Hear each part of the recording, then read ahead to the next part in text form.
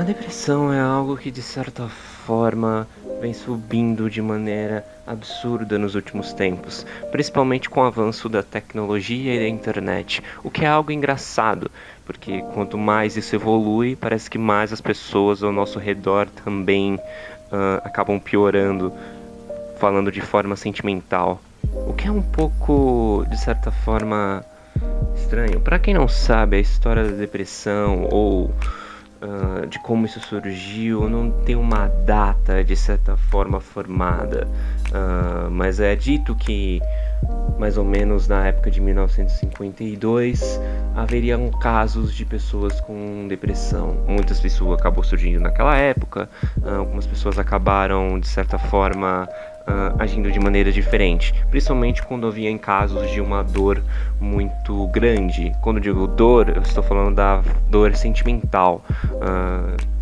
de uma maneira onde nós não conseguimos controlar, que é quando nós normalmente perdemos alguém que nós amamos muito. Não precisa necessariamente perder de forma de morte, né? A pessoa de fato faleceu, mas também outros tipos de perda, como até mesmo um relacionamento amoroso a qual acabou não dando muito certo, mas você era muito apegado a tal pessoa, isso acabou te prejudicando, diversas outras coisas que podem levar a esse tipo de dor. Isso também acabou levando diversas pessoas até mesmo futuramente, né? Quando surgiu a famosa o famoso estágio do luto, os 5 estágios do luto, que é bem famoso na área da psicologia, muitas pessoas acabaram relacionando também a depressão com isso, de certa forma, o que não está totalmente certo, porque afinal de contas, os 5 estágios do luto falam sobre você superar a perda de alguma pessoa. Claro que, se tratando disso, uma das fases do estágio do luto é justamente a depressão, o que é muito interessante. Mas quando se trata disso, existe uma obra a qual eu acho simplesmente fenomenal e trata não só depressão, mas suicídio também de uma forma totalmente genial. E é o jogo do Persona, né? Especificamente o Persona 3, onde o tema dele é literalmente a morte e o que ela traz e essas coisas de aceitar a morte, aproveitar a vida e diversas outras coisas. O jogo acabou tendo esse tema que pode-se dizer um pouco polêmico, mas tratado de uma forma simplesmente brilhante e genial. Ele acabou trabalhando o tema de depressão e suicídio por causa que na época o Japão, mais ou menos na época do final dos anos 90, o crescimento dos anos 2000, principalmente em 2000, 2001, 2002 até 2005, estava tendo um certo aumento no gráfico de depressão e suicídio, o que acabava preocupando muito as pessoas ao seu redor, principalmente porque as pessoas que estavam se matando eram pessoas muito jovens. Então acabou surgindo esse tema no jogo de RPG do Persona 3, de simplesmente tratar a morte e a depressão como um tema todo. O que é bem interessante, porque o próprio protagonista no jogo em si, para você poder invocar sua persona de certa forma, você tem que estar disposto a morrer, literalmente. Você tem que estar disposto a perder a sua própria vida para despertar isso que eles chamam de persona, onde a persona seria nada mais nada menos do que um reflexo da sua verdadeira personalidade, sendo que nos jogos do Persona as personas, elas seriam como se fossem representações de figuras mitológicas de diversas culturas mundiais. Você tem figuras japonesas, você tem figuras da mitologia grega, da mitologia nórdica e até mesmo da religião cristã, né? E da judaica. E também de outras mitologias assim ao redor do mundo, como a egípcia, que também tem bastante no Persona. E basicamente essas personas representam a personalidade do personagem. As figuras de mito são apenas funcionam mais como simbologias para a personalidade da pessoa. O protagonista mesmo é um grande exemplo disso, já que o mesmo não tem medo de morrer, já porque teve uma infância muito, de certa forma, complicada e bem triste, já que acabou perdendo os pais em um acidente de carro quando ele ainda era muito jovem. Então ele acabou se tornando órfão e tendo que crescer de certa forma sozinho, né? Amadurecer sozinho. E ele é um dos únicos personagens ao qual não tem medo da morte, né? Esse é o famoso ponto. Todos nós temos medo da morte, inclusive as próprias pessoas que estão nessa fase de depressão e cada personagem do jogo de certa forma passou por algum tormento na vida muito complicado. Você tem o Junpei, que é um personagem a qual sofria diversos abusos do pai, onde o pai dele era alcoólatra e o espancava muito e fazia diversas outras coisas horríveis. Você tem a própria Yukari, que acabou perdendo seu pai quando ela era muito jovem, e ela não entende o porquê ele morreu, o porquê que ela o deixou, fazendo ela ter